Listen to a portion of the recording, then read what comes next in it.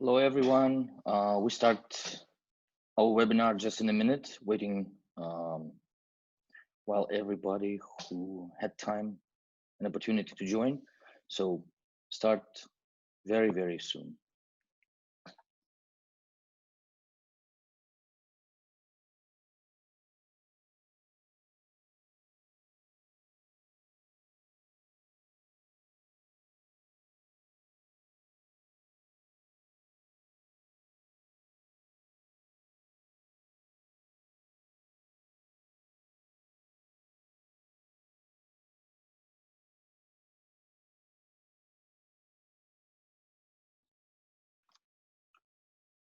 Okay, it's right the time to start. So I think we won't wait for all our registered attendees, which are about 150.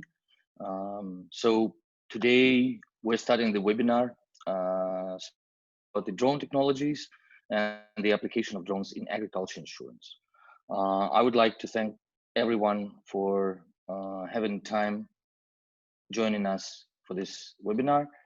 And also I would like to thank Roman Shinkarenko, who was the generator of an idea on how the drone application is changing the way the agricultural insurance works worldwide, especially in the latest COVID times. And we definitely think that drone application can be enhanced very much. And with this, we also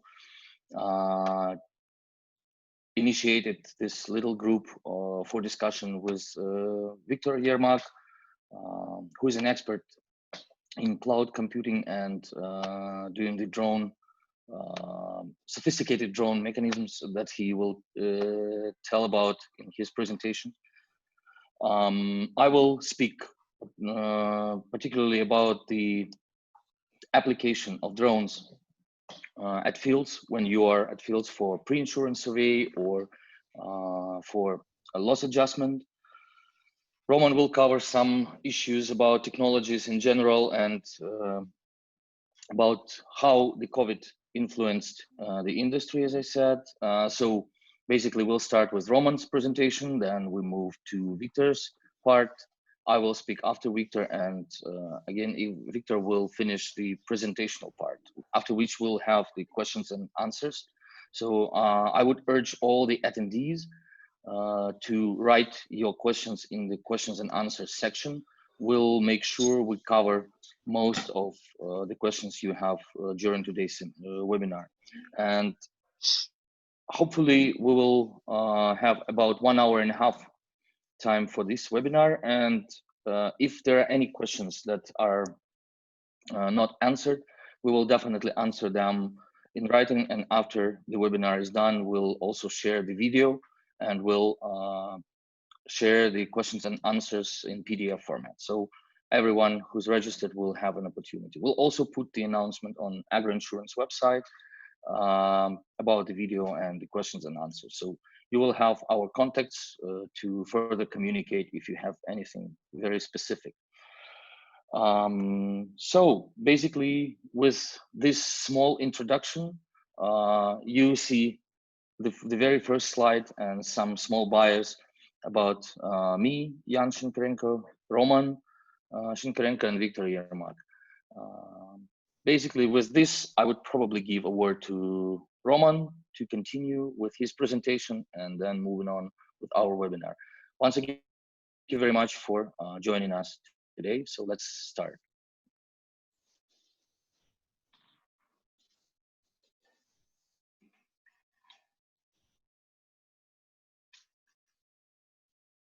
Hi, everybody. My name is Roman Shinkarenko, and I'm the founder of AgroInsurance International. I'm also an agricultural consultant, agriculture insurance consultant. Today, at the start of this webinar, we will talk about the recent challenges of crop insurance. Agriculture insurance sector is pretty slow in introducing new technologies, and there are several reasons for that.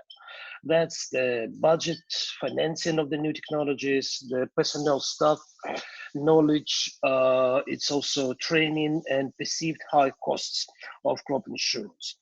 As a portfolio manager, I used a number of technologies which you can see at this slide. It's satellite remote data. I used GIS and mapping for assisting me with my portfolio management. Extensive use of drones for underwriting and loss adjustment purposes, and also use of ground-based weather station and satellite weather data, just to provide more information for underwriting decisions. At the present time, I think that technologies became highly affordable.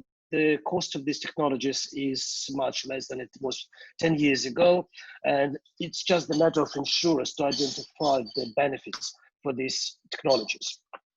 Before COVID-19, as we discussed it with several people, we discussed it as the challenges of modern technologies to be used by crop insurance. For example, in the cases when the satellite data is not available, there is cloud cover, or maybe there is some issues with the functioning of sensors. But the current situation with COVID-19 showed us that at the present time, we need to start realizing that actually new technologies, drones and satellites, can actually be the fallback solutions for traditional insurance processes. And that's something that we didn't think about before. Current challenges in many countries, as you see, include several issues. And we talked for several weeks ago with the crop insurers in Canada, Switzerland, Germany, Australia. And actually the problems are nearly the same in all of the countries. Crop insurance cannot visit the farms because of the regional travel bans. In some cases, the loss adjusters and other experts, they manage to get permissions from the local authorities to do their job as essential business. But at the same time, we need to remember that a lot of loss adjusters are experienced professionals, but who are in the age of 60 plus, and this actually puts them in a high risk category. And that's why some of them either not allowed to do their job, not to go to the site inspections, or they simply refuse to take assignments because this is something that they don't want to do for specific reasons. The current situation has identified the lack of the new use of new technologies with crop insurance companies. And there are simple things that needs to be improved. One of the problem is that the insurers, they actually don't have the approved procedures, alternative procedures, which may assist them with the everyday processes. So from my experience, I know that in some cases, there are no service agreements with the satellite companies or with the drone operators. The fees are not agreed. There is no much of order with assignment plannings. And also sometimes the parties don't know what kind of reporting will be required. And just because there is not much time, so these things are still become kind of an obstacle for the everyday kind of a running of the business. For the underwriting, we know that we do usually rely on the data that our clients provide in application forms. But sometimes, especially with complex risks like multi-peril crop insurance or horticulture or greenhouses, we need to assess the risks on site, so we need to go there. But unfortunately, this is something that we cannot do now, and we need to understand how we can use any technologies available to assist us with underwriting risks like satellites or drones. In my practice, I use both of them, the satellites and drones, and I found them highly effective, and they helped me to solve quite a number of complex risks and to make a decision whether to underwrite them or not. As for the damaged crop inspection, and we will talk about this later today, this can be done also with drones and satellites. And from my experience, I should say that the use of these technologies can help us to reduce the claim sum something like by 15 or 20%, just because we can do estimation of the area damage much more accurately. And this is a very good result for us. At the same time, the key challenge with damage assessment is the yield estimation and comparison of yields at for the same crop at different fields. This functionality remains not well developed. The accuracy is still about 80-85% as far as we know about that. The most challenging is the yield estimation for small grains crop and for specialty crop like ground crops, onions, potatoes, and some other crop types. Also, we need to pay attention to use of new technologies for large event assessment, because if there is a severe damage to crop due to hail or frost or storm, sometimes loss assessment can be done in time just because it is not safe to come to the location, or the loss adjustment resources are highly limited. And that takes us to several issues like there may be delays with the claim payouts just because all of the paperwork is not being prepared in a due course, as usually it happens when we have sufficient resources. It can be that the claim sum may be estimated not accurately, and this also results in claim leakage. And simply the farmers may be just frustrated because they don't get payout in the time needed. And for these situations, I think that drones and satellites are a perfect solution. In my experience, we use the military-grade long-range drone in South Australia and Victoria in 2016 November. There's been a huge hailstorm. The industry losses are assessed about $200 million, whatever. But when we used this drone, it gave us a very quick understanding of the extent of damage.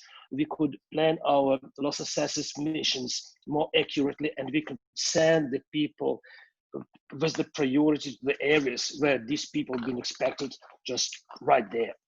At this slide, you see kind of the digital map of the property.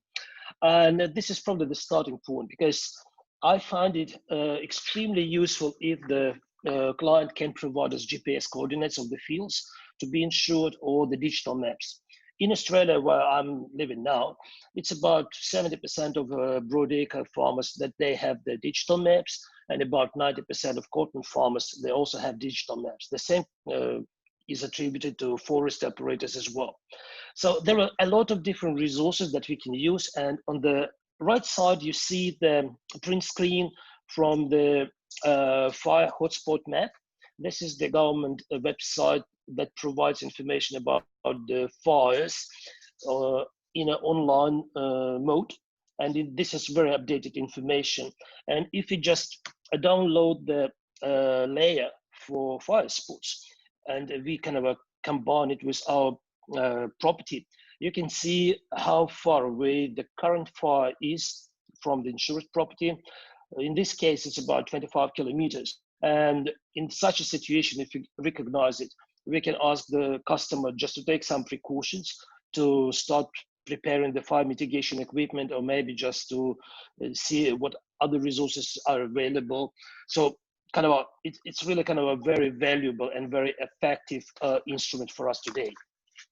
In this slide, you see the example of how we merge together the satellite technology and drones. So we had a loss assessment assignment in Azerbaijan, and there's been a number of corn fields. Initially, we took image from the satellite, optical image, and here, as you can see, there's a number of fields with some issues with the crop. The crop is either missing, or there are some patches or kind of uneven standing of the crop.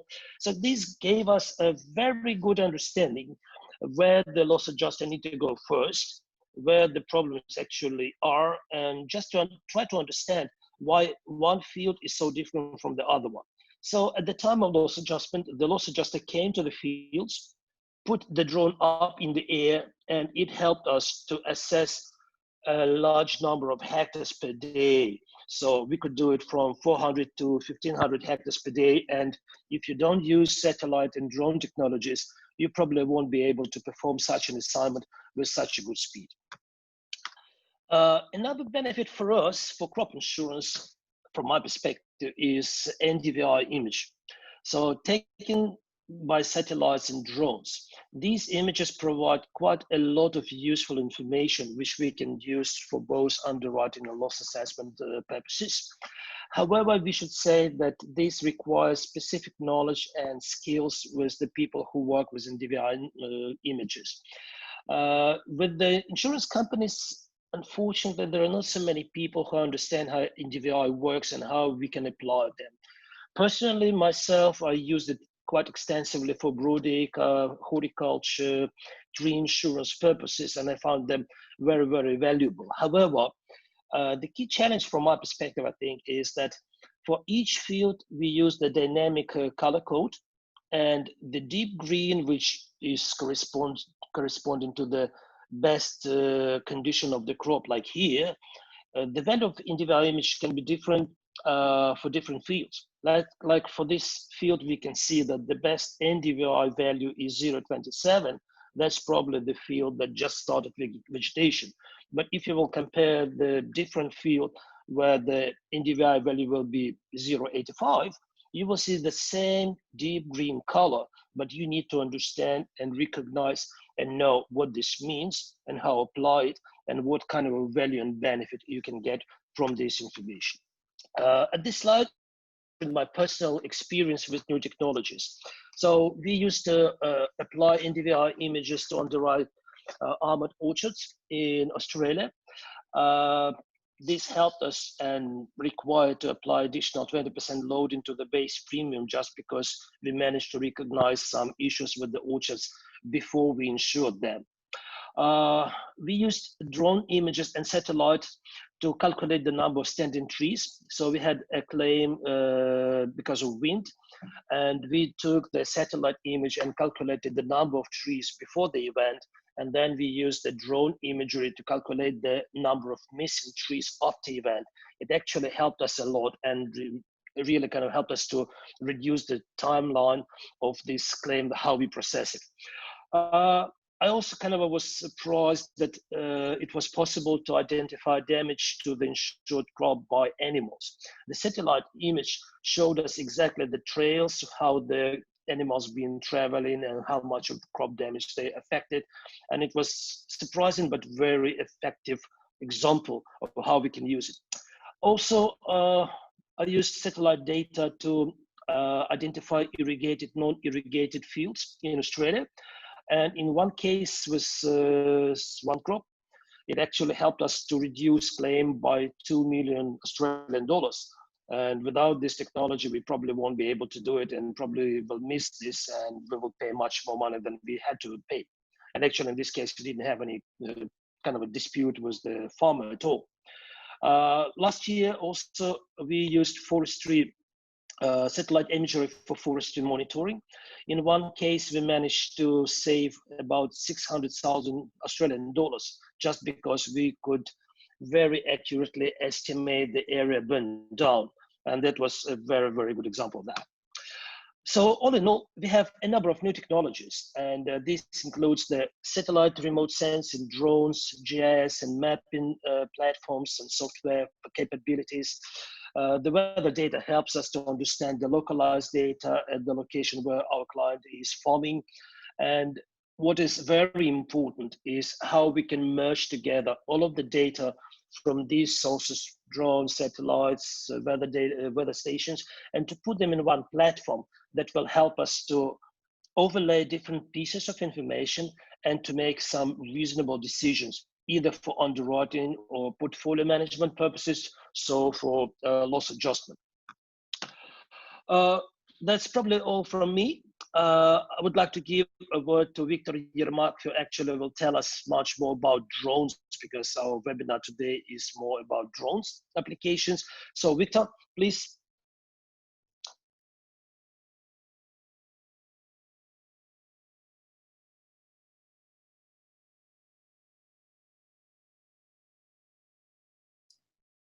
Hello. Thank you, Roman, for great introduction. And do you see my screen? I hope. We started with for following this presentation about technical aspect of using drones in the agro insurance. Everybody remember my name. My name is Victor Yermak. I'm CEO of Skyglyph. And the purpose of this presentation to cover the main technological and operational aspects of using drones in agricultural insurance.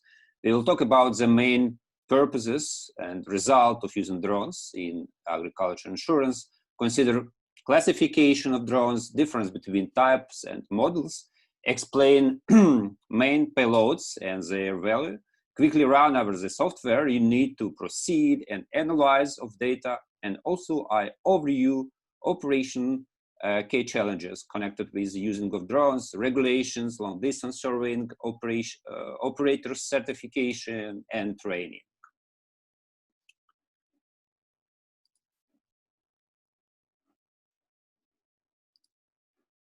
So what we can do with drones. Here you can see main deliverables, visual ortho map in high details up to 2 centimeters per pixel, vegetation index ortho map, for example, well-known NDVI, also digital elevation model, 3D model of canopy, and finally high resolution detail photos collected from low 10 meters altitude.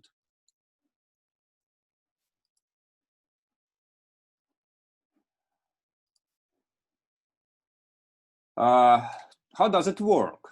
To collect mentioned data, you need to pass some process which consists of several steps. Slide shows the longest way, which supposes use a personal computer and local software for data processing and analysis. Actually, the chain can be significantly reduced due to using modern cloud technologies.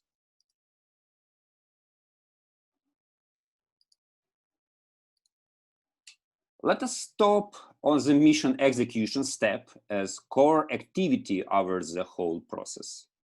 In some simple cases, you can operate by drone manually to execute mission and collect data, for example, to collect video or sample photos.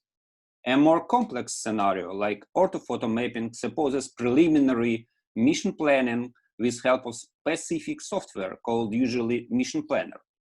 Mission Planner allows you to manage the route of a drone automatically if you predefine the border of the field. After data is collected, you may need software for further data processing and analysis. I will stop it on further slides. And so after you have got a short introduction about what you can do with drones in an instrument for data collection, let's go further to explain more about the instrument.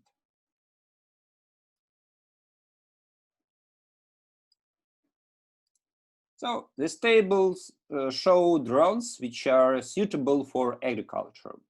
The key characteristics of drones, flight time, performance, operation distance, where it depends on class, consumer, professional, or industrial, depends on model and price. You can start with an affordable model and then move to a more mature design, depends on your requirements. If you take DJI Phantom left on the slide, it can be an excellent choice for start from 30 minutes of flight time, 30 hectares of performance with one battery and a pretty affordable price.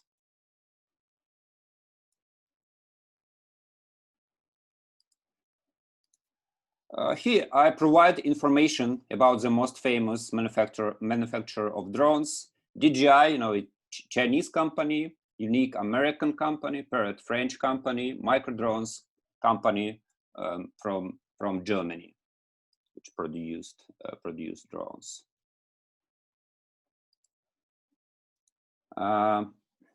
As you may have noticed on the classification slide, there are basically 2 types of drones. Equipped by propellers, called also copters, quadrocopters, octocopters, depends on the number of rotors. And the second class of drones is winged drones. The main advantage of copters is simplicity, but their flight time less than winged drones. The winged drones may cover larger territory for one flight, But in many cases, you need to give impulse to them to start, as it's shown on picture 2.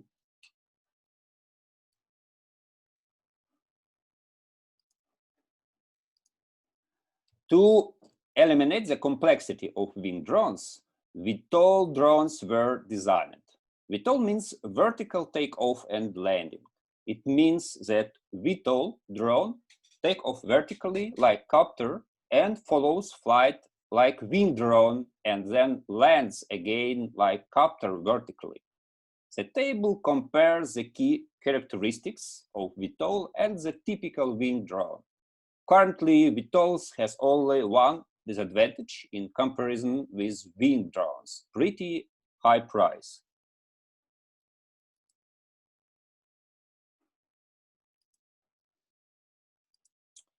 Often drones called flying cameras. Indeed, data collection is impossible without the respective sensors. There is a wide range of sensors for different purposes, for collection of visual data, multispectral, thermal information, and here you can see some typical sensor and their key characteristics.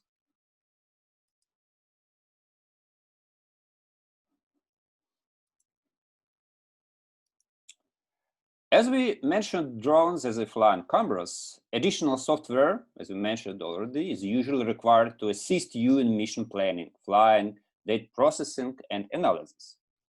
The software you need to start a mission is Mission Planner. Mission Planner, as I mentioned before, allows you to draw the scouting border on the field. After that, the drone route builds automatically, and you need only press Start button to launch the drone.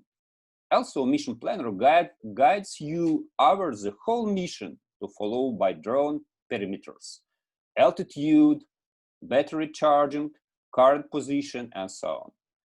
After mission done, you may use software, standalone or on the cloud, for further data processing and analysis. The separation between the processing and analytical software is unclear, since many of them combine both functions.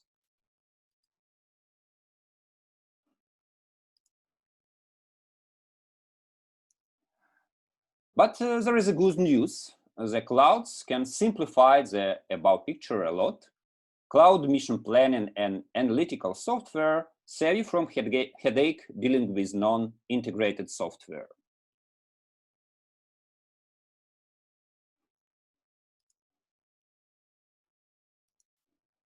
In general, the technical side of the drone operations looks pretty easy. You take a drone, predefine mission, fly, process, and analyze data. But most countries regulate commercial drone activities strictly due to security reasons.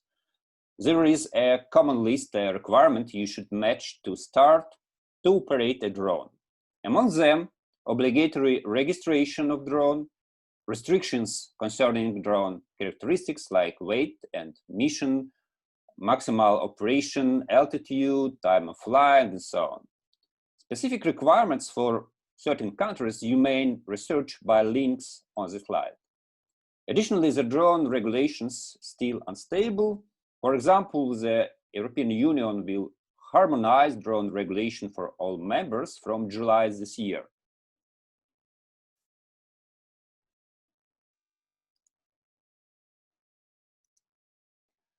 The separate issue is requirements for pilot.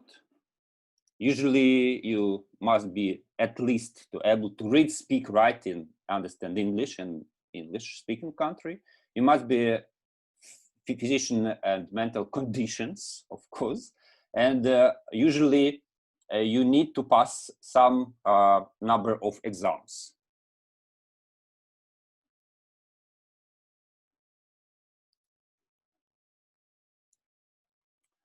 The most serious restrictions for surveying of large territories still you must keep drone within visual line of sight. Companies which run beyond line of sight, below operations, must obtain allowance for every mission in the European Union or get permanent exemption from FAA in America. Usually, also significant liability insurance coverage is required.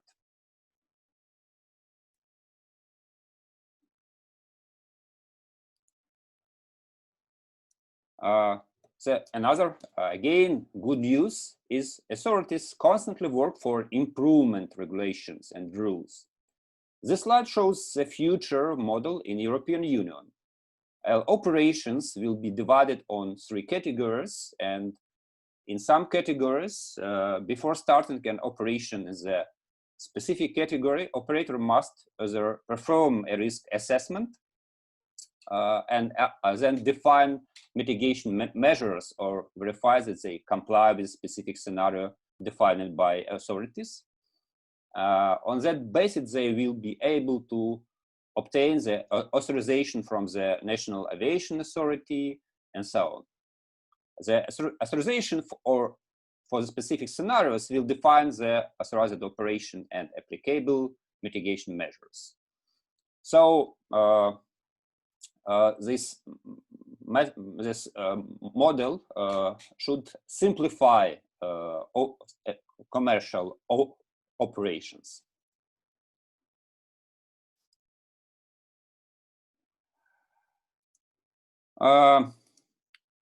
First look, drone operations is not simple business, but hardware has been improving and becoming cheaper, restrictions softer, and access to cloud software easier. And from our side, we can propose you short guidance and help to start drone business. Simply, you need to make 4 steps: buy drone, pass certification, subscribe cloud software, and then finally fly and analyze of data, and we can help and assist you on this way.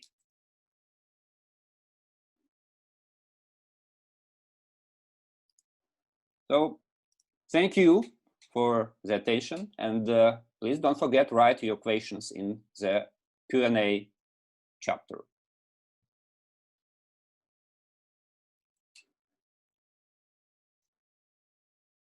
Next presentation of Jan. Jan, please. Thank you, Victor. Thank you very much. So let's get to the practical use of drones. I'm the practicing loss adjuster and crop surveyor. I did it in quite a number of countries. For my personal use, I basically decided to take this type of small, very compact drone that looks like that, as in the picture. Actually, I'm using pretty much the same kit that has the drone itself. This is very compact thing, as you can see on the screen. This is Mavic Pro, the very first version. Actually, current Mavics are even more better, but this one is absolutely fine. You can deploy it in just 3 minutes. You can fly it another 10, 15, 20 minutes, and you get the information. What is good, I'm using the kit with the 5 batteries pack, which allows me to do the crop surveying during all day, from sunrise to sundown. And with this kit, you can also do the charging from at home as well as in your car, which is very handy. And I have a power charger that allows to charge real fast. One battery takes about 15-20 minutes to recharge, which gives me quite some space in flying time. So the first case, which is one of the most recent ones, just last autumn, I personally was in Georgia, in Imereti, and the task was to do the loss adjustment on raspberry seedlings. And there was strong wind, and in this case, before going to the field, I first did the inspection from my home office with the NDVI crop monitoring, identifying possible spots for some problem areas, understanding where I need to pay more attention when going to the field. Next step is when I came to the field, I get the drone up and I see the area, how it looks from this about 100 meters above the ground. And that's what you can see on the second picture under step 2. Then you go to the field basically on foot and you check what is the productive area and where you need to make the testing, where you need to take some probes. So on the step 3 picture, you can see that there are some points at which the testings were made and the measurements were done, based on which the loss adjustment report was compiled. This is the second case from Azerbaijan a few years ago. Actually, Roman was showing already some pictures from it. That was a really interesting case because it's quite an intensive industrial production of wheat and corn. In this particular case, that was the corn time. It's all on center pivot irrigation. However, the NDVI image analysis showed that there are definitely some issues and problems with the fields that need to be assessed. And this was the pre-insurance survey. So we had to decide if that is insurable property or not. So when we've got the drone up and looked at all these blank spots and empty spaces, it was clear that you need to go to those fields to compare where there's no crop and what's going on, and also see how the good, as we call it, good crop, or what's the standing with it. So when you go to the field, the upper picture you can see on the screen shows white spots, and this is salt. The soil is really salty, and probably because these fields were also not under the production before. So this was the empty land, and they started producing wheat and corn there. And with the irrigation technique applied, they didn't expect the salt will come up and will affect the crop so much. So on the bottom picture, you can also see the crop standing at absolutely different levels and stages of vegetation. Some crops were at more early stages like BBCH 39, and some were already at BBCH 63. So even if considering the spot to be green on the NDVI map, and you can see green on the drone image, you can still assess that this crop is not really a productive crop. So it's more like a grass rather than a crop for harvesting the corn. That's how the compilation of all the videos and photos made at fields, they were compiled and stored for further use of insurance, reinsurance, and broker company who were dealing with this particular case. And with this particular issue, when you're doing the drone movies, you really have to consider how you would share these movies with your client, because they often take quite some space. So you have to also consider in advance how you would transfer the files to your clients who you do the survey for.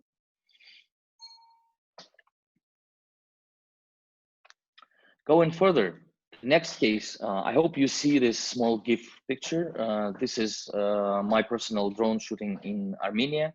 Actually, this was not the pre-insurance survey or neither the loss adjustment, because this was exactly the task for calibrating the methodology for loss adjustment on apricots in Armenia while we were doing the project there. And you can see on the picture how uneven the orchard is. There are some blank spots. You can see some small trees. You can see some old large trees. And this is a typical apricot garden in Armenia.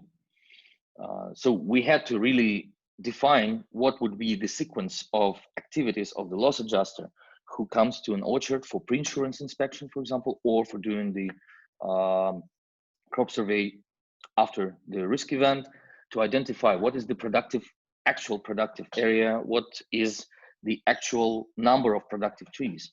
Moreover, we had to take into account that each orchard, mostly in Armenia, if that is not intensive technology or super intensive, they usually contain not one variety of apricots. In this particular orchard, there were early ripening, mid-season ripening, and late-season ripening varieties. Also, the pollinator, some trees were 35 years or more. Some were just 3 to 5 years. So they were trying to repair the garden step by step. But this also adds a complexity to the crop surveyor and loss adjuster to understand. With the drone, you can really see the situation in the garden and understand where you need to go and what you need to assess. So this is a very good, vivid example on how drone could really save your time at the orchards or at the vineyards if you are doing the survey for those. And yeah, please plan your activities with quite some flexibility, because this big picture is actually of my car sitting in the mud. We were lucky to call the farmer, and they brought us the tractor, the John Deere, that took it off. But even if we had no chance, and if it was in the evening, I was prepared because I had some tent in my trunk. You can see it over there, some fishing rods, so I could go for fishing if there's a lake. Actually, there was one, but we were lucky to get the tractor and get out. So when you're planning your drone survey, you also have to consider these things, because they will affect your time, your efficiency. Because please check your tires, and if you have the spare tire ready in case you have a flat tire. You have to consider the wind speeds, because when the speeds are more than 40 kilometers per hour, it would be really hard to fly. For example, in this particular case at these fields, one day we had wind speeds about 35 kilometers per hour, and with one drone flight, I could do probably surveying and observing around 150 hectares with one flight.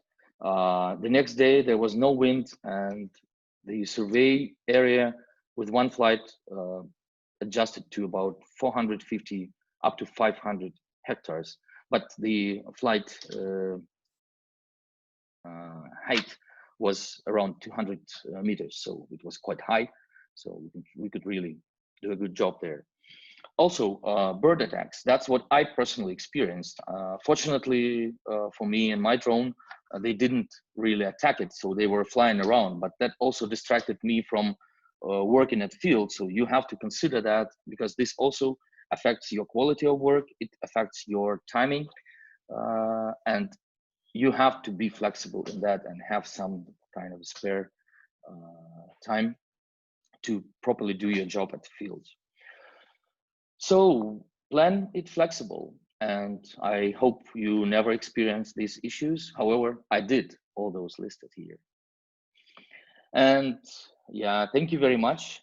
I will probably stop on our presentation of AgroInsurance after Victor, because Victor still has a part to tell and to discuss.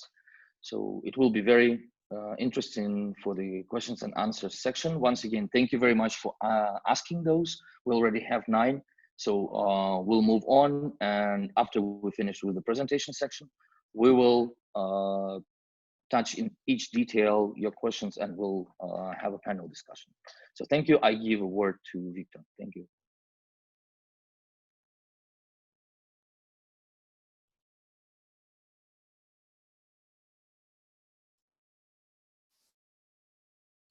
Hello again.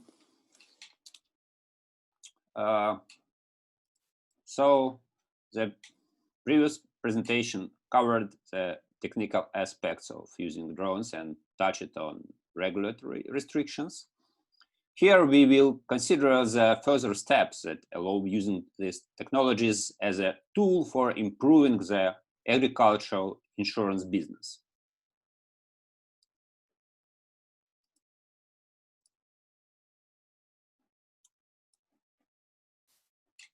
In this presentation, I will talk more specifically about how drones technology can improve traditional insurance, expand parametric insurance, and even change a customer interaction model.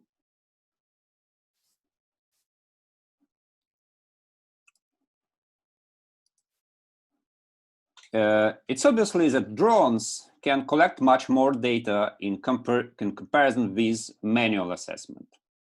It helps to accelerate data collection process and whole cycle of claim management, especially in case of large fields. Moreover, drones can collect data that cannot be manually collected. Example is infrared data beyond the visible spectrum. Despite these impressive opportunities, the data itself is useless without the appropriate analytical tools. Analysis of information from drones open up unique opportunities for insurance companies. In order to give a quick idea of this method, I took for analytical tool that our clients use most often: express analysis, segmentation, machine learning, and interpolation.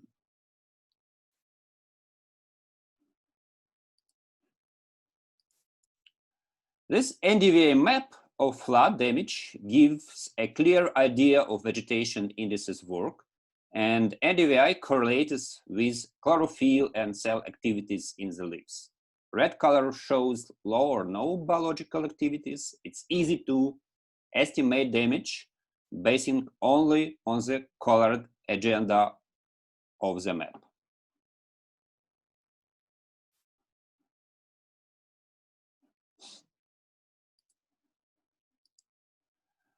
This example shows how visual high-resolution orthomap can be interactively segmented to detect similarity zones very precisely.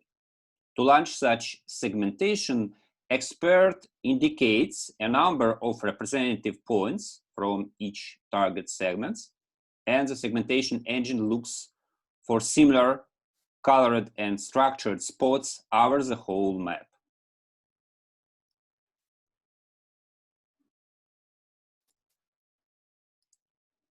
This slide shows detection of damage by animals using segmentation.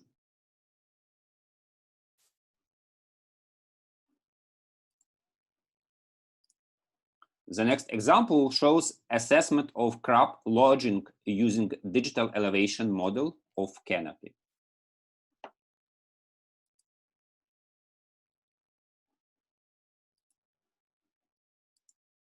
This case is connected to machine learning. The task is to build a corn density interpolation map. To execute this task, the drone collects sample photos on the 10 meters altitude over the field, and after that, machine learning engine counts corn plants on every photo, and finally system builds an interpolation map for whole field.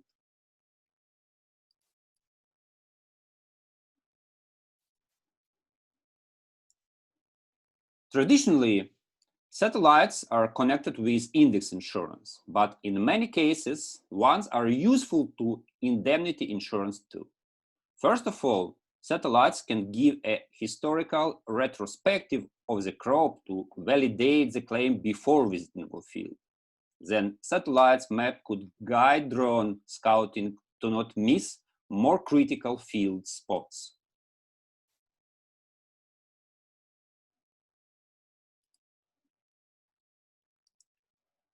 And vice versa, drones may leverage satellite analytics and enhance index insurance.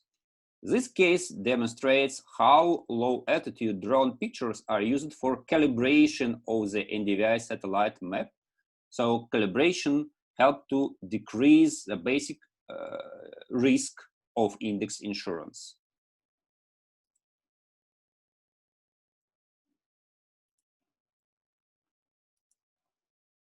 As we have seen from our practice, the most sensitive issue for insurers is how they could start to operate drones and which business model is best.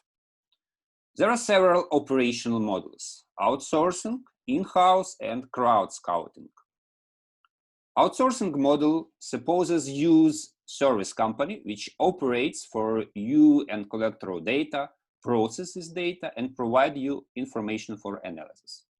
The main restriction for such a model is the ability of an insurance company to supply enough volume for a service company, and of course, sporadic requests don't lead to business sustainability. The in-house model supposes the operation of the drones by employees of the insurer, usually by claim adjusters. It looks more cost attractive, but requires additional little skills and certification from adjusters. And finally, the last crowd scouting model leverage the involvement of farmers to operate drones, owned or leased by an insurance company, and it practically eliminates the need to visit field by an adjuster, involves farmers in the business process, but the penetration of crowd scouting slowed down due to low drones penetration and lack of farmers' interest in data collection.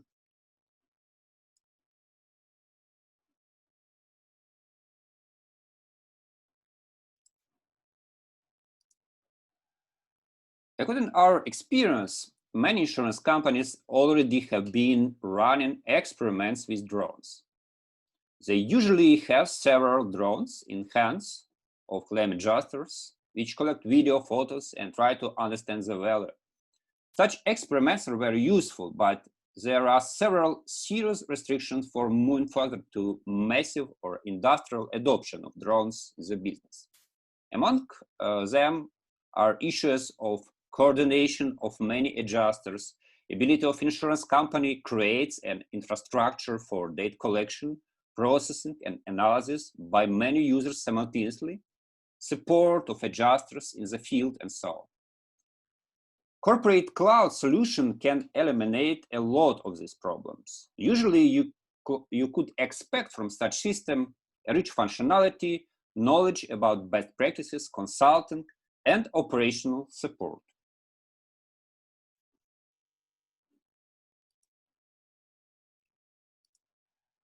Our company Skyglyph also promotes crowd scouting model on cloud platform.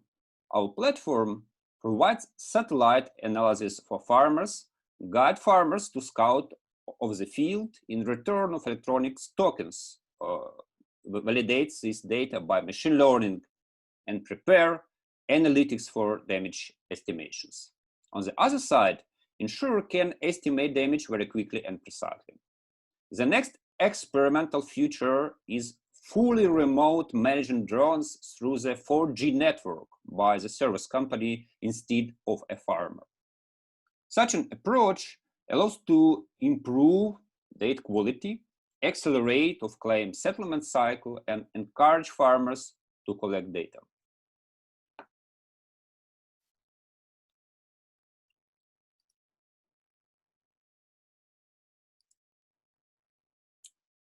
At the end of presentation, I would like to meet you more closely with Skyglyph. Skyglyph develops an enterprise cloud platform that analyzes images to detect crop state and damages inside agri-science and agriculture insurance. We analyze data from satellites, drones, smartphones, autonomous mobile robots, and other IoT devices. Also, we consult insurance and agri-science companies concerning using remote sensing method and devices including drones and ground autonomous robots. Please call us in 8 regions worldwide if you require specific questions in the area of using of remote sensing, mobile, and robotic solutions in crop insurance.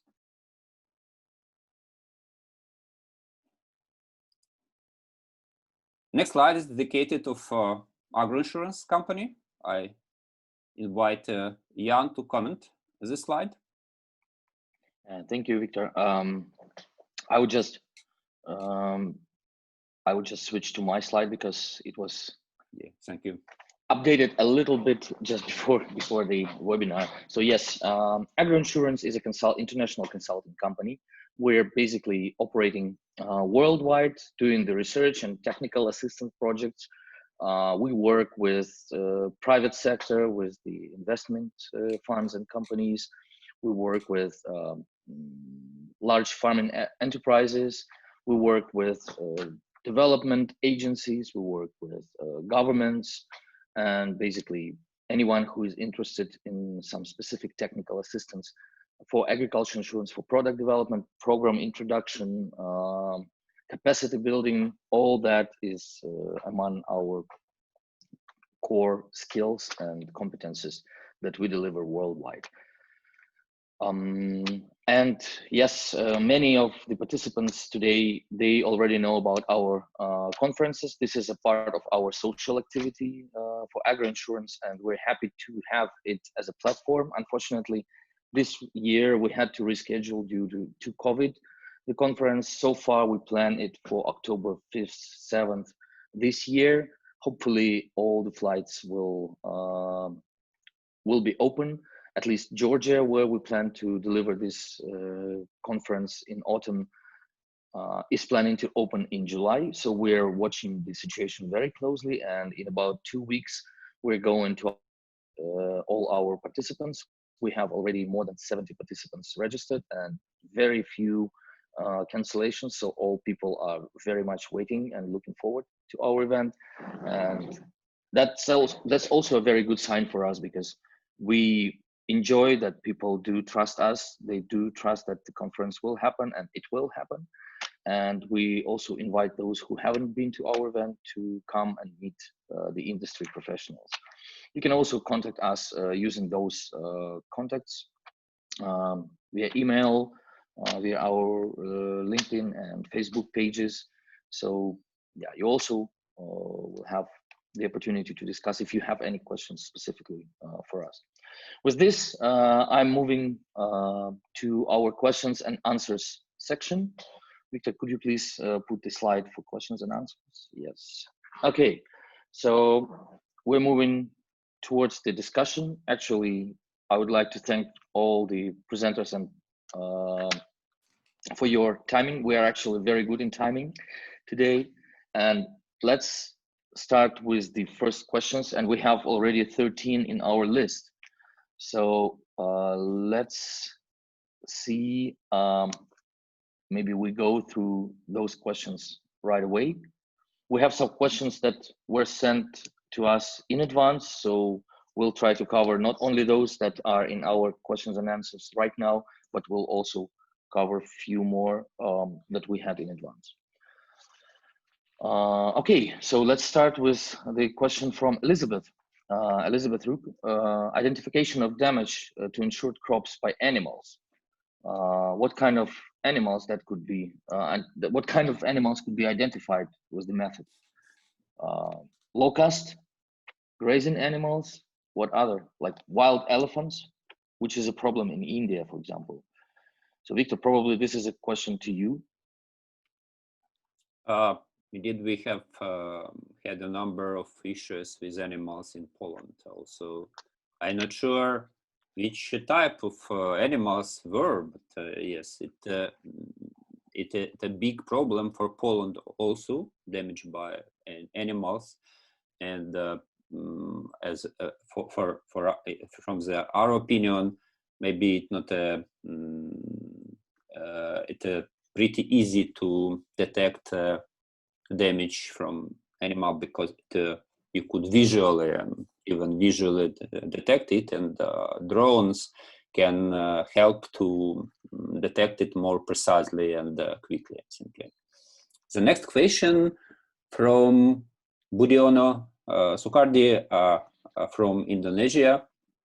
He asked, what services delivery shown on forestry damage, including burn and so on? So again, fire and burn, maybe it's very pretty obvious cases which could be detected pretty easily with help of even satellites and also from drones. We have a couple of such cases where we detect the fraud in one country, where owner of vineyard damage the vineyard intentionally, and we detect it from drones because we detect that the start of fire was started from one point intentionally. It was and so in this way we help to insurance company to detect fraud. Okay, I would also ask Roman to comment on the fire. Yeah. No, I'd like to say about the animal damage. So in my case, it was the damage by cows in Australia. And we managed to identify the trails by animals, how they've been entering and how they went to water. And while traveling all around the field, they've been just damaging some of the crops. So for us, it was like that. We cannot do it with satellites because satellites revisit time is just once in 3 days or 5 days. So if there is no animal there, so you cannot see it. But of course, if you can use drones, maybe, but again, you need to have drone handing over the area all of the time to be able to do it. So I think that in our case for insurance claims, damage by animals is more easily identified by specific features, like digging the ground or some kind of a peculiar location, and understanding the nature of this damage. We can see that this is the damage by some perils, and this is just by the animals, and that's it. As for the forestry, I would say that I find it very, very useful and beneficial because we can use satellite and drones not only for tracking the burnt area. We can actually estimate the timber volume generated, how the timber is progressing. I know that there are some applications already available.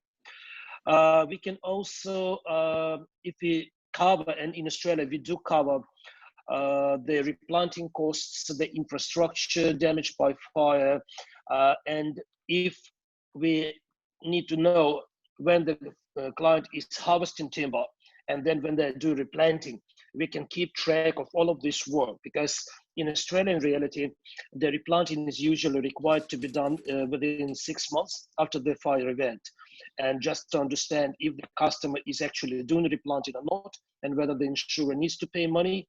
So we will be able to detect it with drones and satellites. However, with drones, in Australian reality, it's a bit of kind of a problem because in some areas there is no good mobile communication, and sometimes the drones simply cannot just take off because there is no coverage. And this is one of the restrictions. So in some areas, actually satellites are much more reliable in Australia than drones. Okay, thank you. Another question is from Alexander Artushin about the moral hazard and how drones can settle based on drone observation. So, Alexander, this is exactly the case when we do not simply use the drone for settling. So we use it as a helpful tool, but we don't use only drone images. In most cases, even the index covers, they require some calibration. For example, the yield index, if you do the crop survey, drone will not tell you what's the yield, but you still have to do the testing on the ground. The same as the cause of the damage. If that is an insured event or non-insured event, you can do that basically so far at the moment only with your hands, feet on the ground. And that's an issue that probably will develop further on. So far, we use it as a helpful tool, not just drones by themselves. Roma, please comment as well. For moral hazard risks, I would say that satellites are much more reliable because with drone, at least at the present time, you need to take drone to the location to put it in the air and then to take images or videos. I think that in the future, there may be possible to have the long distance range drones that can be flown automatically in doing their job. But again, you need to schedule it, and you need to do it regularly, and there is no surety you can do it on a regular basis. With the satellites, when the revisit timing is from 1 day now with microsatellites to 4, 5, or 6 or 7 days with Sentinel, MODIS, Landsat, we actually can, and we do have the history of NDVI and other imagery, and this actually can help you to address the moral hazard risk. As in my case, kind of a couple of seasons ago, we managed to identify that the farmer promised that he was irrigating the crop, but he wasn't irrigating. And when we just took the NDVI images and we compared the irrigated and non-irrigated fields, and we also took a look at the fields of other clients, we actually managed to identify that there was something wrong with the specific fields. And when we just started further investigation, looking closer to the crop, then it was evident that there was no irrigation at specific fields, and that helped us to reduce our claim sum. So I think that satellites in this case are much more reliable, but that's my personal opinion. Just to add to this question from my side, the example I provided from Azerbaijan actually showed very specifically that there was a cause of a damage to the crop. The crop was not even, and its condition was not really good, even using the NDVI, using the drone imagery. But when you go to the ground, you see what's the problem. And the problem actually was not with the irrigation, it's just mismanagement. It was not properly accommodated soil for the crop. So wheat really survived this salinity, but corn is much more susceptible to it. So they didn't count on that. So, and you couldn't see that from the drone or from the satellite. So these management failures, you can see only when you're on the ground, so far at least. I hope this is answered. So let's probably go further on. Question to Roman from Beren de Jong. Yeah, the Professional opinion. Yeah, well, I think that if you take the measurement of topsoil moisture, which is 5 centimeters or whatever, that's actually not sufficient to identify severe drought. So the drought usually develops for quite a while. And in this case, actually, it's not the matter of the topsoil moisture. It's more the development of the root system of the crops and the ability to suck the moisture from deeper horizons like 70 centimeters, 1 meter, meter and a half. So kind of as the insurance product, that's probably okay. But I think that with this type of observation, we still have an issue of moral hazard and application of technologies. And depending on different customers, there will be different results in the crop output. So the basis risk for this type of insurance will remain quite high. That's my professional experience. Victor, do you have any comments on that? So indeed, I think the answer, we simply to reach more effect, we need to combine all methods which we can apply. So in this case, of course, in every case we could combine and moisture, NDVI, drones, and even soil samples. So to increase the effectiveness of each tool, we need to combine a number, in my opinion. Yeah. To add from my side, we actually had a very good discussion with Wandersat about applying the technology to rice insurance and doing the crop survey with their technology. I know that Wandersat technology is widely used now in Eastern Europe, and Swiss Re is very much involved in this, as well as AXA, as I understand. And those covers do exist, but those covers are more suitable for field crops with even terrain. When you get to uneven terrain, even like in Azerbaijan, Armenia, Georgia, this makes much more harder. And for specific crops, especially if it's a horticulture, it's a different story, and this technology is not really much applicable because we need an absolutely different information about access to moisture for the trees and vines, for example, if it's vineyards. So it is a good technology. It can be supplemented with the drone surveys to see, especially when it's multispectral camera, when it's equipped with microspectral cameras.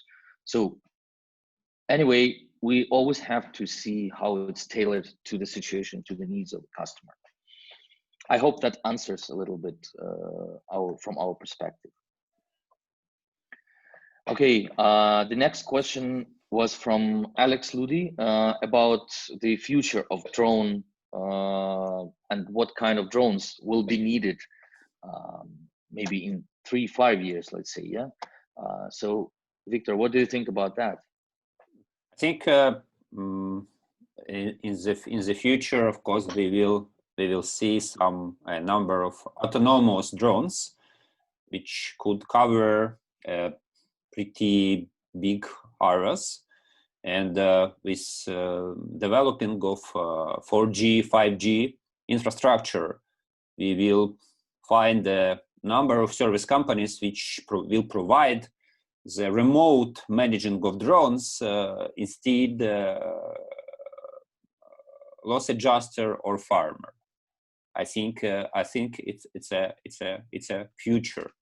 Additionally, in my opinion, we will not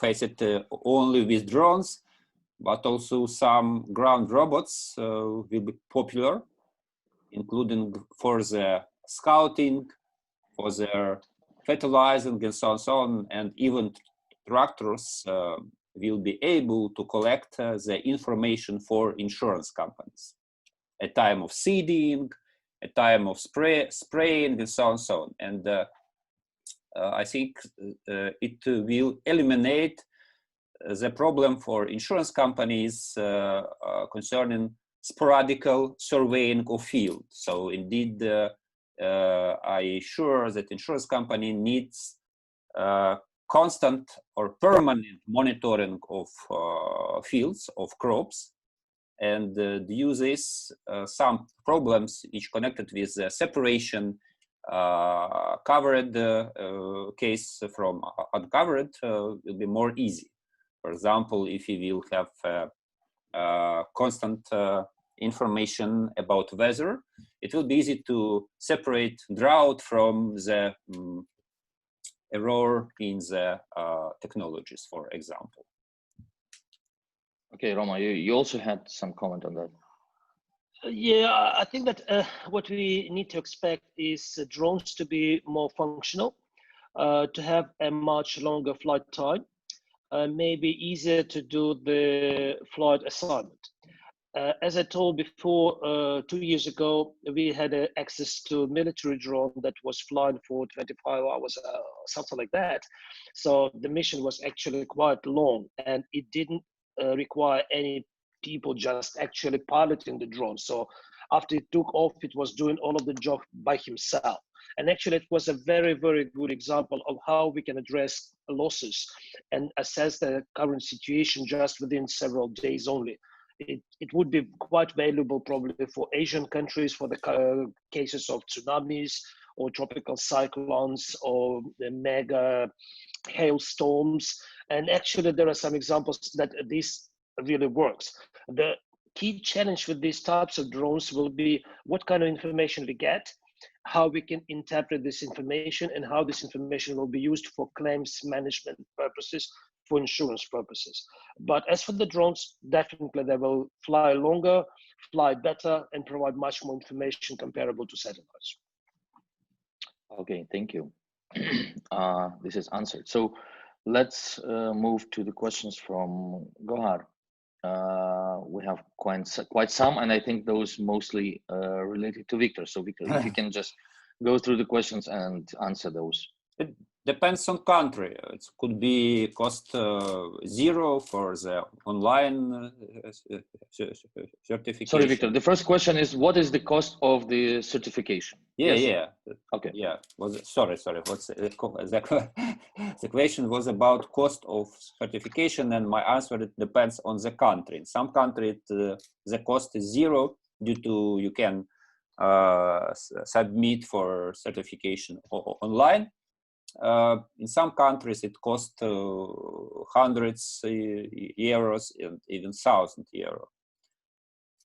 So you need to check your local rules and local authorities. So if you need help to find some relevant information for a certain country, please call us or write, we can help. Victor, here I think we need to separate this question into two parts. If there is a requirement for certification in the country, and that actually relates to the aviation or airspace authority that provides the certification, and that's very much dependent on the country specifics. And the other thing is that if this drone is applied in your cloud scouting, and if that requires the certification, and what could be the price for that, specifically when operating the cloud scouting software? So indeed, I think if somebody operate with this drone, the both drone and pilot should be certified locally. And if first case, it could be outsourcing company, so it is a headache of outsourcing company certification and so on, and it is indeed 0 cost for insurance. But in case if insurance employee operate drones, insurance company should pay for the certification of drone and pilot. And indeed, some manufacturer already has a certification from the many local authorities, but in every case, it depends on country. Now, European Union Commission promised us to resolve and harmonize the legislation for European Union.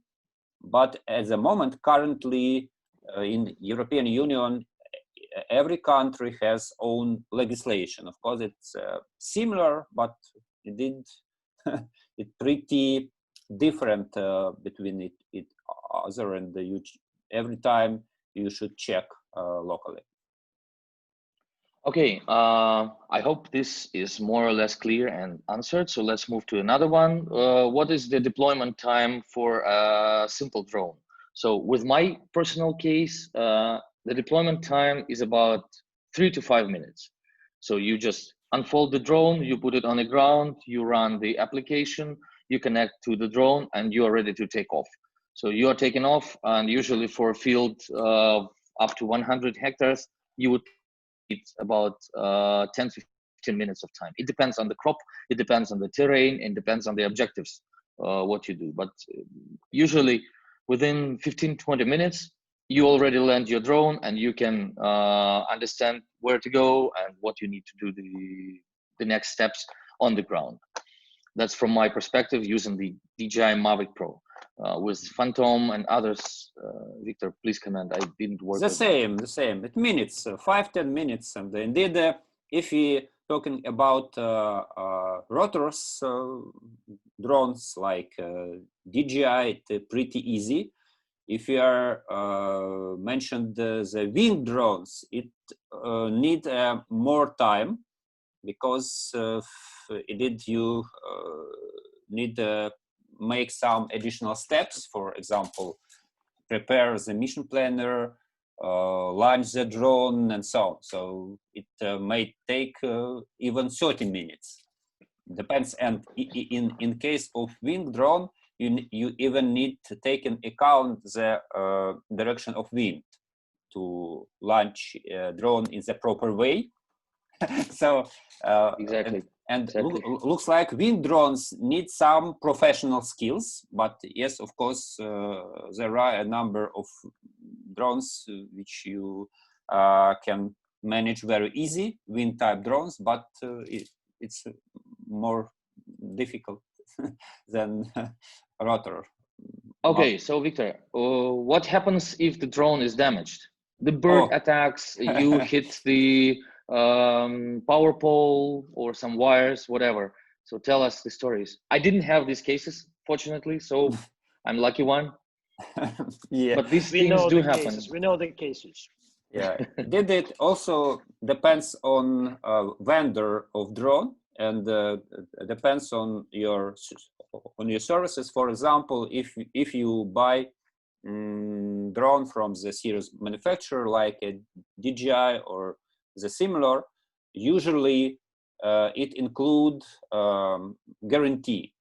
If you use drone in the proper way, if you fly accordingly to the safety rules, it's okay.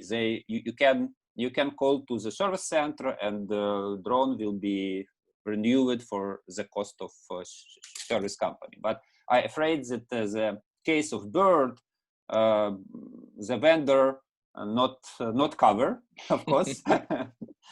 Additionally,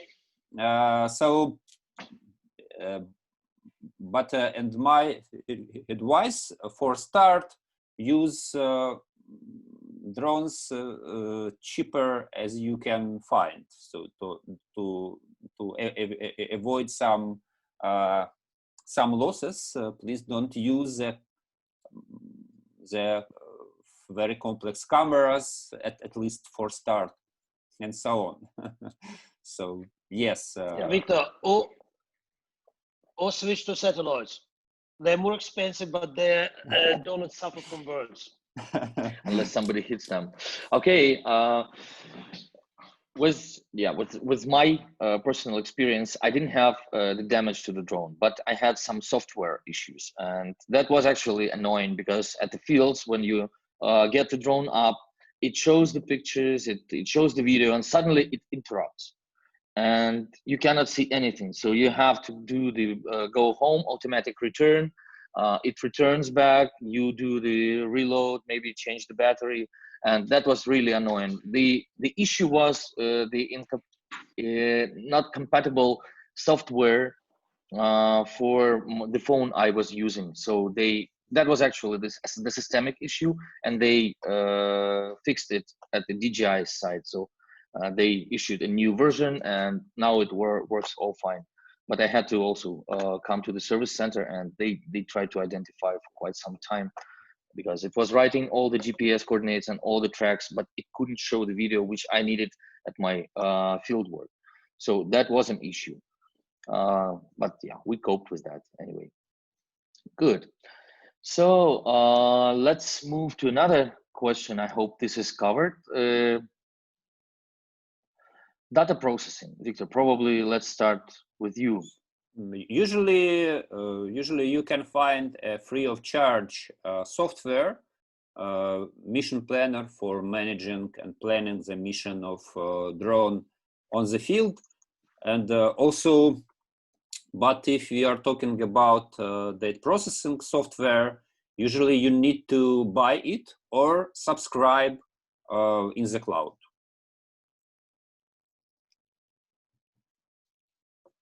So for data processing, there is usually a minimal price you should to pay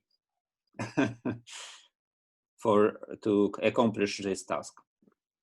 And that's the price that is set by each service provider. Yeah, it depends on service provider you selected. There are a lot of service providers, even in the cloud, which provides data processing, and simply it looks like after you collect a lot of photos in the field, you need to upload these photos in the cloud, and after sometimes hour, maybe less, you will see the orthophoto of the map, like Google Map, but in the high resolution. So it looks like such process don't require some professional skills, and at least our software, Skyglyph Cloud, provides such functionality very clear and easy for the customer. Okay, thank you. This is done. So what's the minimum volume of outsourcing? I think from my perspective, I didn't use the outsourcing because I was using it for specific needs and for specific tasks. But Victor, from your side, for processing the images. Usually, service companies looks for the volume not less than 500 or 1,000 hectare per time, per day or per day, to make it profitable. At least you need to give the task for the outsourcing company to make they busy for at least one day. It's about 500 hectares per day. Okay. Okay. Thank you. Next one.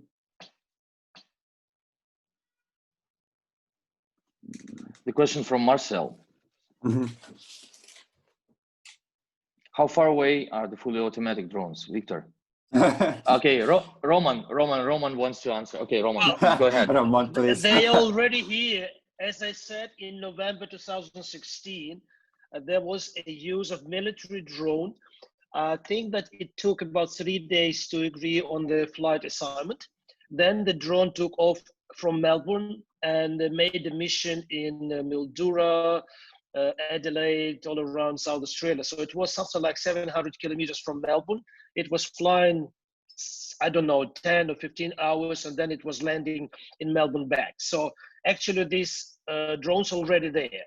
The cost is actually quite affordable. I was surprised how reasonable it was.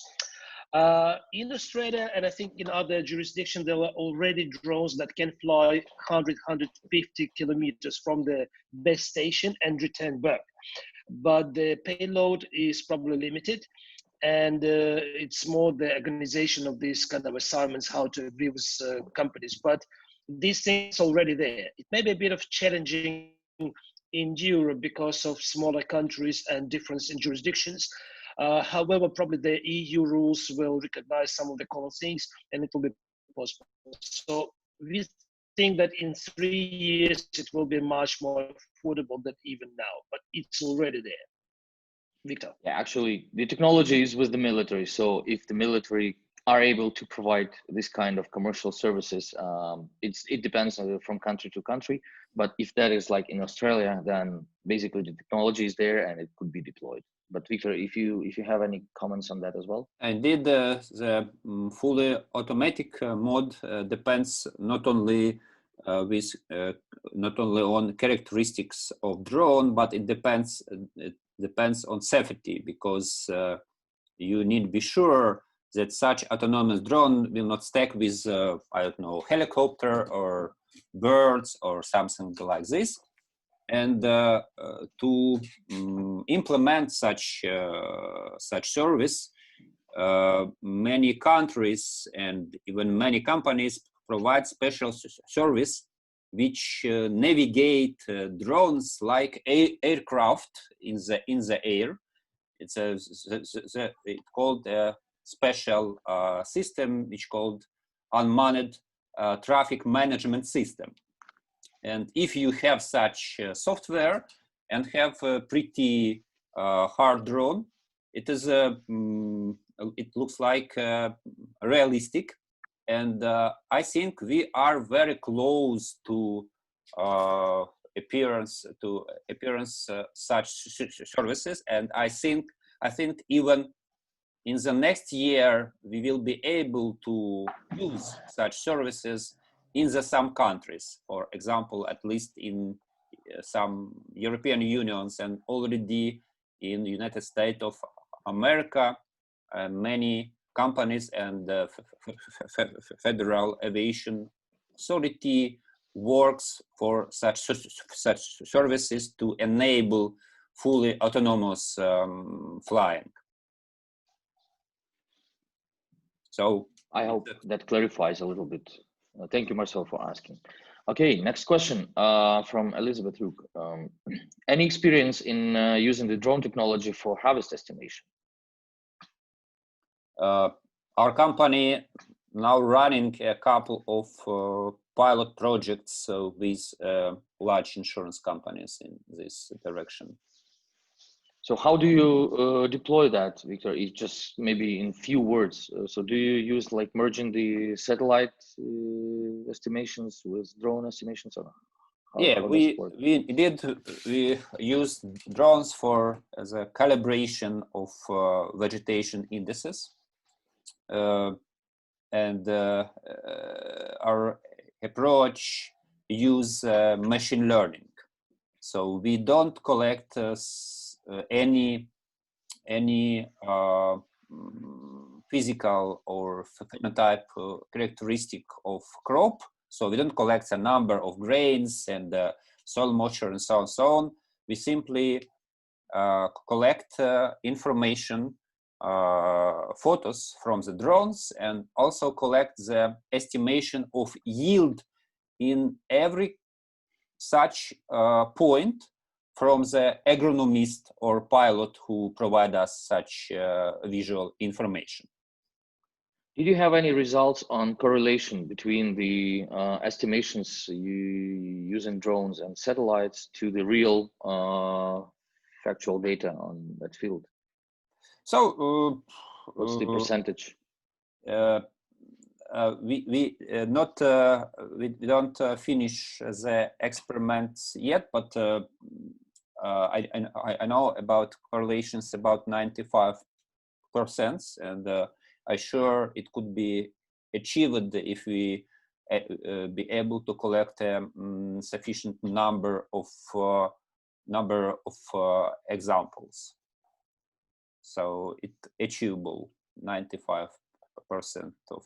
Roman, please add. There is a number of initiatives right now that satellite operators are doing, or satellite data processing companies doing, but still, according to what we know, the accuracy of yield estimates is about 60 to 85%. As an insurer, I would say that this is not sufficient, because this can lead us to some challenges by our customers and disputes. And at the present time, insurers probably very cautious to use these estimates as the preliminary or some kind of approximate assessment. It's okay, but for loss adjustment, it's really challenging. However, we expect that probably within 3 to 5 years, there will be a major breakthrough, and we will be able to get quite accurate yield estimates sometime 6 to 4 weeks before harvest time. And I would assume that the accuracy of 95-98% will be achievable. Okay, thank you. Next question. With COVID impacts, is it possible to implement just drones without any man-force? Now our company developing a special service which enables such model. So indeed, I think at least somebody should deliver drone to the field. So it it includes some little man force, but it could be farmer. Indeed, we can manage drones through 4G or even 5G infrastructure fully autonomously, remotely from our office. But somebody should deliver drone to the field. And also, yeah, it depends on the security. So this man should be sure that around there are no restrictions like I don't know, mountains or birds and somebody like a child and so on. So we are trying to deliver such services and minimize of using man-force, at least qualified man-force. So indeed, I think that even currently it's possible not send to the field qualified loss adjuster. So, and if somebody, farmer or pilot, local pilot, could collect data and even precision data from the field, it's possible to use for the remote estimation of damage in many cases, of course. Yeah, probably those companies which operate the drones that are beyond the eyesight flight, they can basically do that if that is like within 100 or 150 miles from the starting point. That might be, but still, this is an issue, really an issue that the world is coming to. Yeah, so we do understand that. Okay. So the next question is it possible to use drone for claims on hail and spring frost? Anybody wants to start? We have had experience with spring frost on rapeseed in Balkan countries. It's possible. So what was that experience? What was the result? Is it good experience? Excellent. Not good? Yeah, we can estimate and spring frost, and it's not hard. If we are talking about hail, of course, it may be hardest case concerning drones. I think Roman could share also his opinion. Roman, please. So I'd like to say that here we need to talk about the type of, not the type of damage, but the extent of damage. If you talk about the total loss, so then it will be evident. We will see if the field or part of the field is totally lost due to this or that event. And by the characteristic of damage, we can probably identify what was the reason for the damage. In case of partial loss, I think it might be a bit of more difficult. And it doesn't matter whether we do it with the loss adjusters or with the drones or satellites. Partial loss is really a problem once, so kind of we're still years away from using drones or satellites for this type of damage. Yeah. However, spring frosts, they are usually larger in scale and territory covered by frost, and that potentially is possible to identify if you know the risk event. Whether if you have the weather data, you can also observe the NDVI change, and you can actually see that potentially. With the hail, it's also if you have the image before the hail event, you can spot the hail event by lightning intensiveness, the electricity of the clouds, and you can also identify the areas where potentially hail could be, and if that overlaps with your portfolio, you can basically run a drone and also see what's the change. But the satellite, if the imagery is available, can also provide you with some facts. And now many companies are working on that as well, as far as we know. So drones and satellites will complement each other. If that is covered with the clouds, that's another issue. Plus, what is your cover structure? What if that is the hail that damaged the crop yielding potential, or that are the secondary causes of hail, like diseases, pests, and other things that, and if those are insured or not insured. So many things to consider. I hope that answers a little bit on that question. So let's move further on. Any projects with Indian insurance? So we at AgroInsurance so far don't have, but we're looking for. And in case you have any suggestions, we will be happy to discuss. Victor, do you have any experience in India? Yes, we made a pilot project together with local partner with one global insurance company in India for small farmers, but unfortunately this project not developed after. It's a pretty good result. We can do some orthophoto maps for the many small farmers from one flight, and we on the stage of pilot project, we provided a NDVI map of many farmers from drones, and show insurance company how this NDVI changes in time.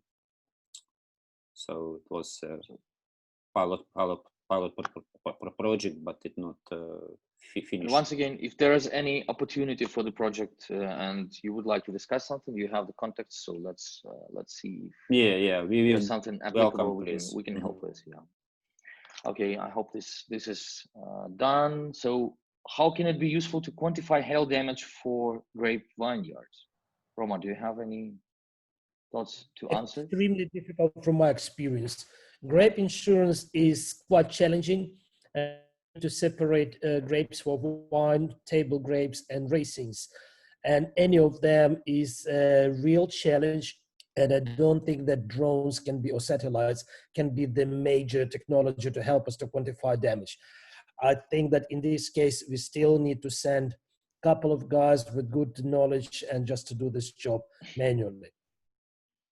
Robots and drones can help, but they won't be probably for the next 5 or 10 years the major means to do the loss assessment on this type of crops. Do you have anything to add, Victor? So we have had a number of hail cases in Bulgaria with one also global company, and in that case we even did not require a help of loss adjuster. Our pilot detect the hail himself, and after that we simply provide the insurance companies area of damage. And after that insurance company check a couple of spots whether it's relevant or not, and accepted our work as a remote result. So, and also it very depend on the case. So if the rule is, if you can detect damage visually, or you can detect damage with help of some parameters like decreasing of NDVI, it's possible to do automatically with software with drones. But if it is difficult to understand that the damage manually, for example, damage of flowers or something like this, it also hard to accomplish by drones and satellite and any other instruments. But in some cases it's possible. Thank you. So the next question is the level of manual intervention into the data analysis from drone. So probably, Victor, this is the question for you initially. Yes. In every case, you need human intervention, but it depends on the method which you apply. For example, if I mentioned about quick express analysis by NDVI, in this express analysis, we fully rely on the human, on the experience of human, of loss adjuster, so on. If we are talking about machine learning, we need to pull the knowledge from the loss adjuster to get a proper examples of damaged or not damaged areas, and then we use machine learning in the automatical regime to assess the damage. So, but unfortunately or fortunately, we need the human innovation, at least on the start, to learn the machine to detect something. To teach the machine. To teach the machine to detect something automatically further. And probably lots of data, huge amount of data. I see. No, not now. If you are talking about even machine learning, now it is not a magic. It is a technology. And to start detect something automatically, we usually need minimal 2,000 examples of something. For example, if you want to detect corn in the field, we need somebody point out every corn on the 2,000 photos. So we can assess the efforts in every time. Thank you, Victor. So another question from Ludmila Shulik. I think we answered partially this question, but let's see. So also the winter crops insurance and cases with hail damage, and could be the drones used for instead of the agronomist. So as we already explained, so far we still need, especially if it's hail damage and it's a partial damage, you need people at the field to really assess the situation. Drones are the supplementary, but they cannot interchange. Roman, please. This is quite the same issue as we discussed before. So if it is the total loss, so then it's quite easy to do it, and you probably don't need to send an expert or loss adjuster to the field. But you can do this with the help of satellite. So in this case, you can do it more effectively with satellite, because if you need to send a person, a drone operator to, let's say, 100 kilometers from your city, just to visit the fields, then to put the drone out, and it will appear that actually it's not the total loss, but let's say 50% loss. So then it will be useless, because then you will need to send another loss adjuster to go to the same field to do it a second time. So from the financial point of view, it's actually excessive cost, which is not necessary. In this case, as an insurance person, I would prefer to send a loss adjuster who is the drone operator to do this job.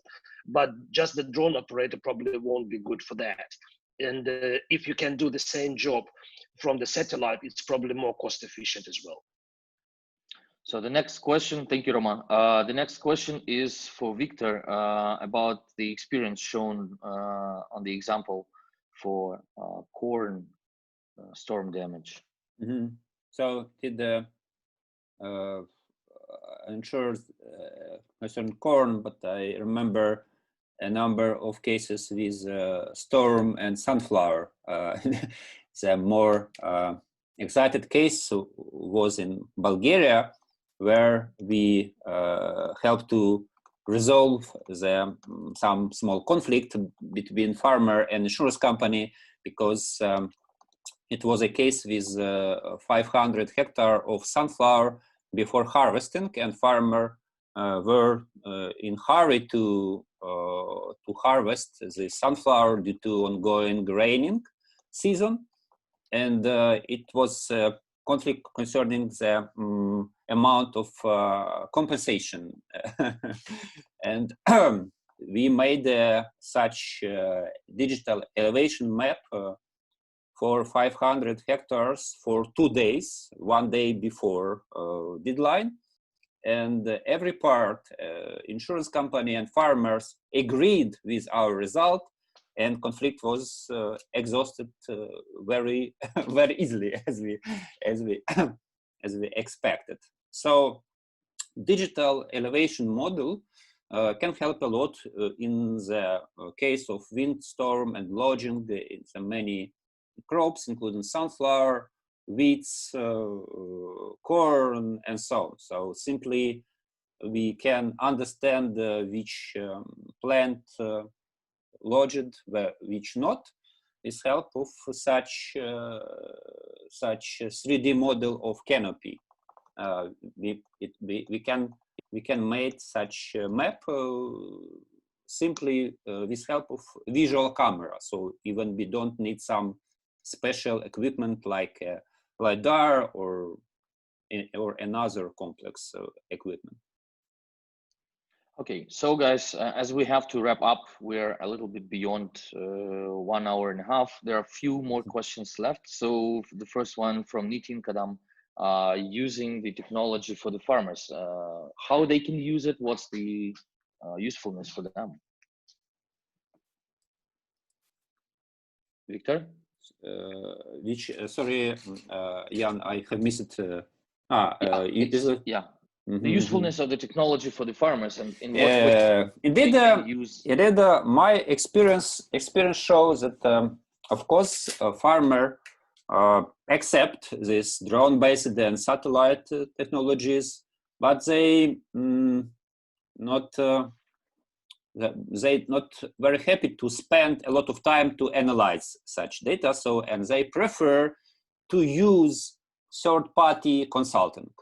So, indeed, and in my opinion, the penetration of such remote sensing technologies in the agriculture slightly overestimated. Of course, farmer can use it, but they required help from the consultant. And in this case, we are trying to propagate approach among insurance company to render to farmers some value-add consulting. For example, at least insurance company can provide to farmers NDVI maps for free periodically, and time from time explain farmers what does it mean. It helped a lot. But unfortunately, farmers not very excited to use these technologies themselves. So of course, indeed, it's very, very hard to imagine farmer which launch drone every day, analyze something every day, and so on. Simply, farmer don't have time to use these technologies regularly, and they prefer to use results, advices, and in my opinion, insurance companies may be in the bad position in which they can encourage farmers to use these technologies and simultaneously collect data for the purpose of insurance, including for proactive insurance, not only call farmers, not only wait for the call of farmers about damage. Roma, you wanted to add something? I think that the issue is just the production practices and the countries, because we know that the more commercialized farmers are, the more they tend to use modern technologies, including the yield monitors, modern tractors, satellite imagery, drone imagery, whatever. And also the younger farmers, they're more keen on something new to try. So in Australia, the actually penetration of drones is very good.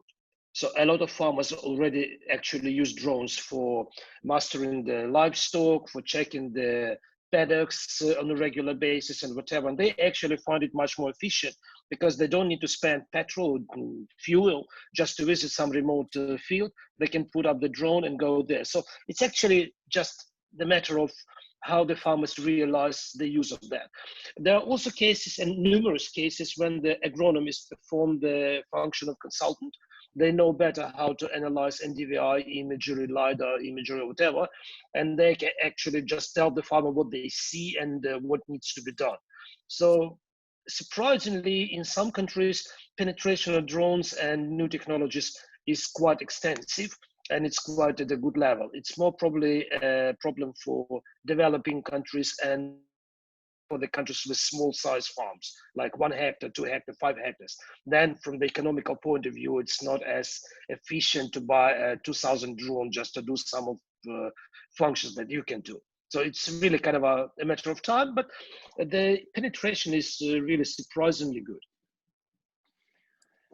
Okay, thank you. And I think from Marek Lagodowski, we have several questions that can be united into one. So that relates more to Victor about the software to collect and aggregate data, process it, and what is the software, what's the price? And first of all, you need 3 types of software.